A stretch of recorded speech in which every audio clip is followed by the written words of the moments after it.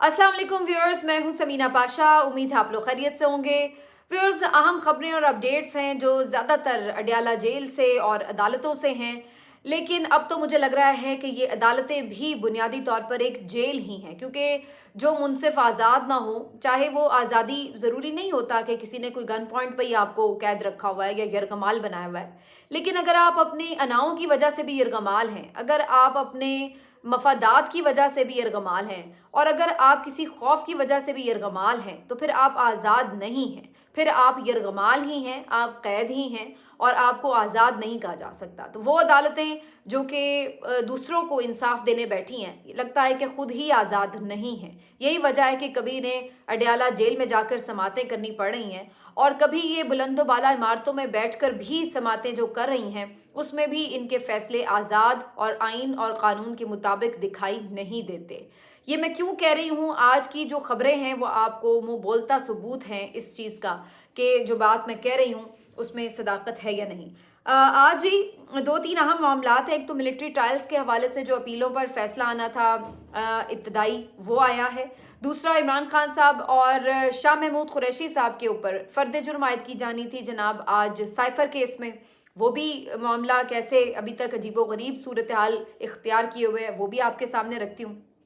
और फिर उसके बाद तौहीन इलेक्शन कमीशन का भी मामला था, जिसके ऊपर आज हमने देखा कि किस तरीके से कार्रवाई आगे नहीं बढ़ सकी, और ये क्या मामला, इसके ऊपर भी बात करेंगे। आपसे रिक्वेस्ट है कि चैनल को अगर अभी तक सब्सक्राइब नहीं किया तो सब्सक्राइब कर दें।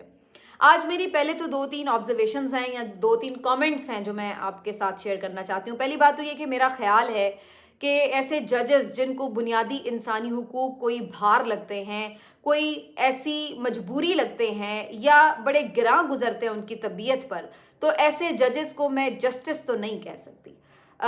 ऐसे जजेस जो ये रिमार्क्स दें कि एक तो ये इंसानी हुकूक पता नहीं हमें किधर ले जाएंगे, तो ऐसे जजेस जो ये रिमार्क्स दें उनको मैं जस्टिस तारिक मसूद नहीं कह सकती। ऐसे जजेस को इनजस्टिस तारिक मसूद कहा जा सकता है। तो ऐसा कोई भी जज जो कि बुनियादी इंसानी हुकूक या आइन की खिलाफ वर्जी की बात सुनना या उसके बारे में डिस्कस करना पसंद नहीं कर रहा, उसकी तबीयत पे गिरां गुजर रहा है, तो वो कैसे इंसाफ कर सकता है? वो तो फिर जस्टिस नहीं कर सकता, वो सिर्फ इनजस्टिस कर सकता है। तो पहले तो मेरा ये एक सीवियर किस्म का आज एहतजाज है इस बात के ऊपर कि हमारी अदालतें ऐसे माइल ही नहीं लग रही कि बुनियादी हुकूक की तरफ उनकी कोई तवज्जो है या वो इसके बारे में कुछ सुनना भी चाहती हैं। तो पहले तो इस चीज़ ने बहुत तकलीफ दी है, दुख दिया है, और बड़ा ही इसने हैरान भी किया है, क्योंकि ये तो हम हमेशा देखते हैं कि कुछ जजेस होते हैं जो दबंग खड़े हो जाते हैं, कुछ होते हैं जो दूसरों के ताकतवरों के साथ भी मिल जाते हैं, कुछ जजेस होते हैं जो बड़े इम्पार्शल किस्म के होते हैं और उनके ऊपर कोई भी उंगली नहीं उठा सकता, चाहे वो किसी भी तरफ का फैसला दें। तो ये मिक्स सा कभी हमेशा हमें एक ब्लेंड नज़र आता है।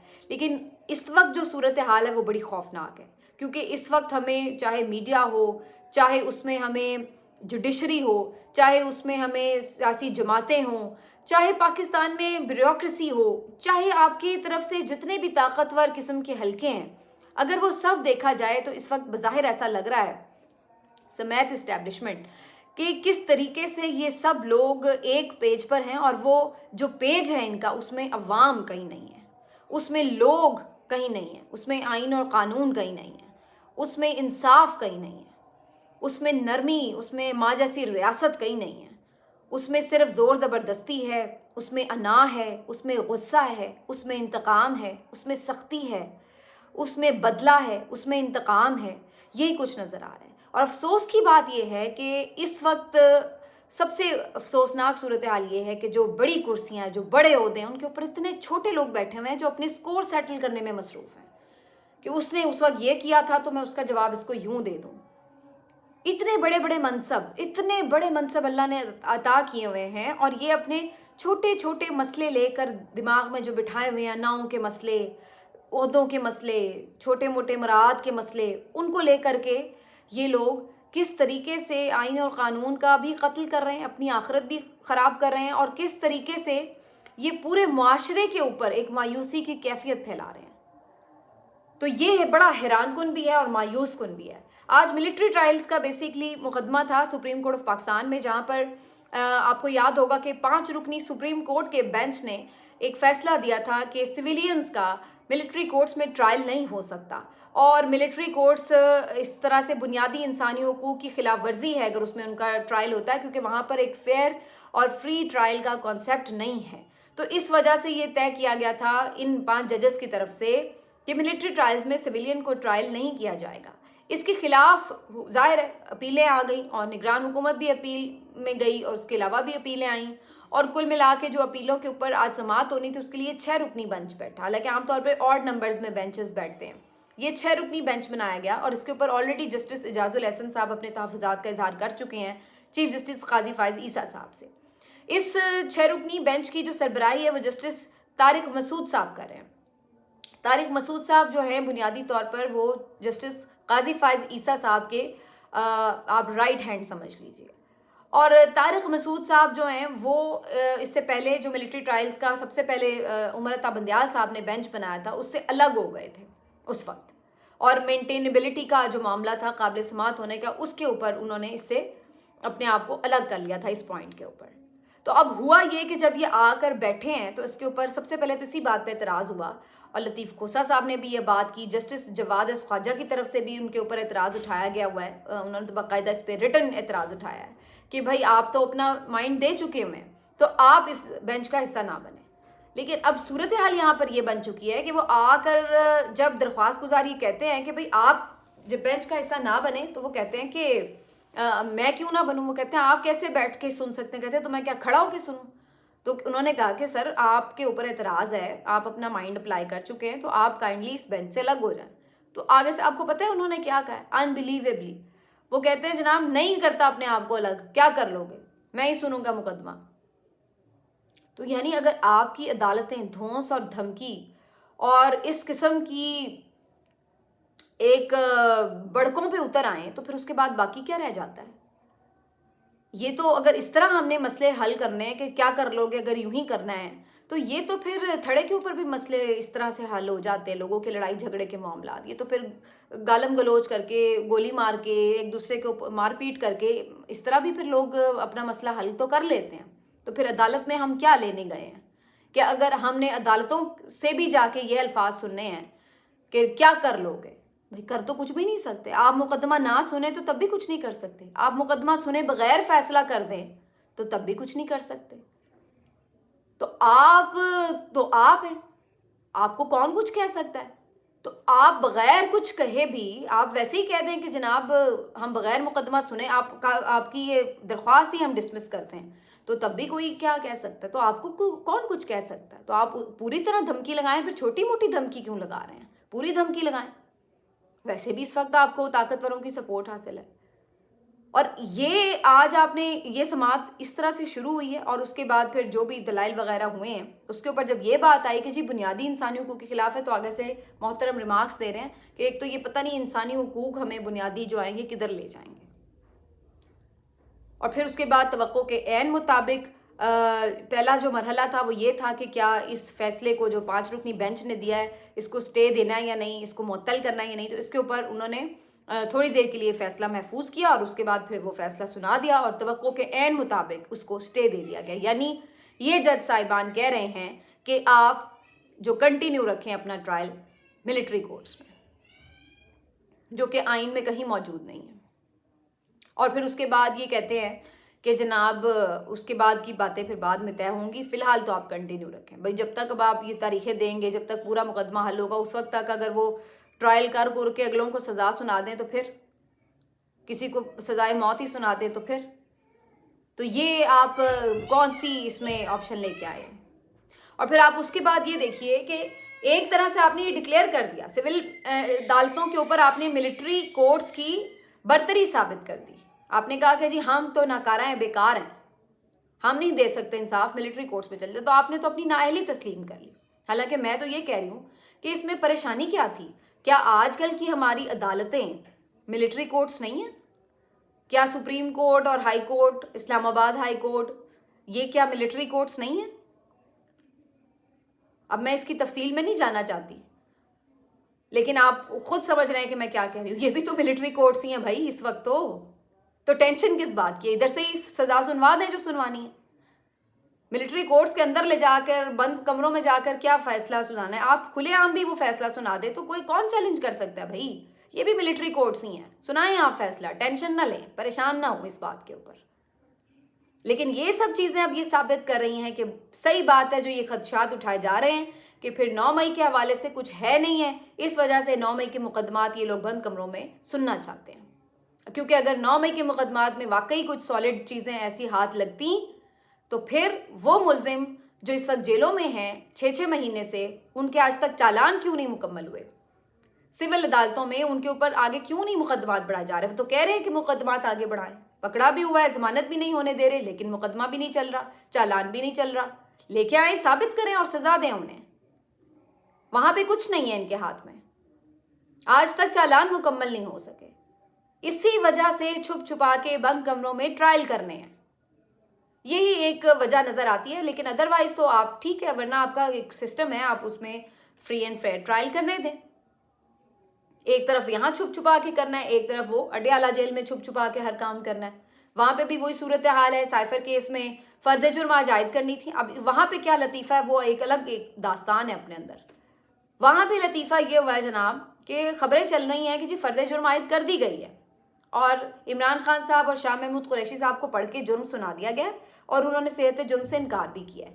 उसके बाद इमरान खान साहब का एक मुकालमा भी बहुत ज़्यादा इस वक्त खबरों की जीनत बना हुआ, जिसमें इमरान खान साहब ने जैसे ही उन्हें फर्द जुर्म पढ़ के सुनाई गई तो उन्होंने कहा कि जनाब ये अजीब बात है कि हुकूमत भी मेरी गिरी और मुल्जिम भी मुझे ही बना दिया गया है। उन्होंने कहा कि आपने ये जो सारा मेरा कसूर पढ़ के सुनाया ना, इसमें ये भी जज साहब ऐड कर दें कि जनरल बाजवा और डोनाल्ड लू को एक्सपोज करना भी मेरा जुर्म है, क्योंकि जो कुछ हो रहा है ये सब ड्रामा, ये तो उन्हीं को बचाने के लिए हो रहा है। और फिर उन्होंने इस बात के ऊपर मजीद बात करते हुए ये भी कहा कि जी मुझे आप ये ना डराएं कि जी सजाए मौत का चार्ज फ्रेम हो गया या उस तरह, मुझे सजाए मौत से डर नहीं लगता और ये सबको पता है।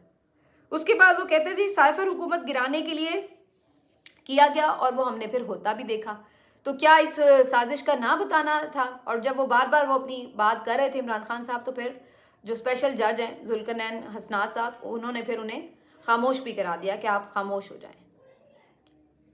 तो आज इधर से ये खबरें चल रही हैं कि जी फर्द जुर्म आयद हो गई, उधर से जो इमरान खान साहब की वकला अडियाला जेल से बाहर आए हैं तो वो आके कह रहे हैं कि हैं फर्द जुर्म आयद हुई है, ऐसा तो कुछ हुआ ही नहीं।